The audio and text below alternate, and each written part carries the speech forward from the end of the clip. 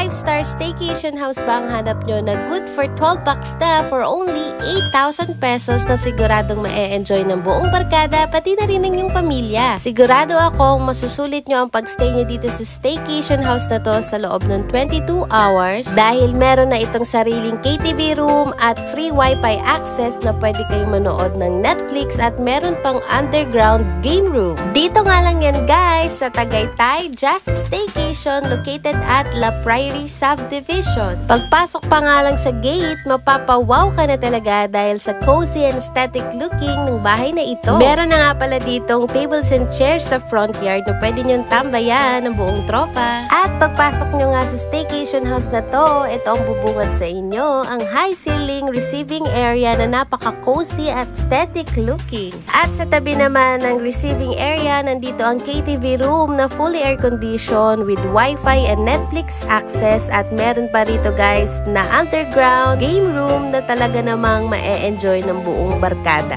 At dito naman sa area na to, ang kitchen and dining area na pwede nyong gamitin lahat ng gamit at pwede rin kayo dito magluto. Dito naman tayo guys sa second floor ng staycation house na to dahil dito makikita ang 3 bedroom na kayang i-accommodate ang 12 packs at may overlooking pa ng receiving area. Napakaganda, di ba? Unahin na natin guys pasukin sa tabi nito ang master's bedroom na fully air conditioned at meron na rin itong sariling CR sa loob at ma-enjoy mo pa sa balcony ang sunset.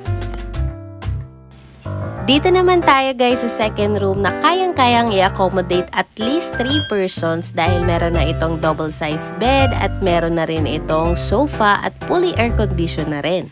At dito naman tayo guys sa third room nila na may double size bed na kayang i-accommodate at least 7 persons dahil may pinapagamit pa sila guys na extra mattress na pwedeng ilatag sa sahig at meron din silang vanity mirror para sa iyong outfit check. Puntahan naman natin guys ang third floor kung saan matatagpuan ang rooftop at tignan mo naman ng chandelier ng bahay nito, napakayayamanin. Ito na nga ang rooftop guys. Tignan nyo naman gaano kaganda at gaano kalawak ang rooftop nila. Talaga namang mapapawaw ka na lang sa ganda. Perfect na perfect ang sunset view dito sa rooftop guys habang kayo ay kumakain ng buong tropa. At pwede rin kayo dito guys maghugas dahil meron na rin dito guys sa likod na dirty kitchen. Ayan, kung saan pwede na kayong maghugas ng inyong pinagkainan para hindi na kayo bababa. Kitang-kita nyo naman kung gaano kaganda ang Just Staycation House dito sa Tagaytay. Kaya ano pang hinihintay nyo? Mag-book na rin kayo. Bye!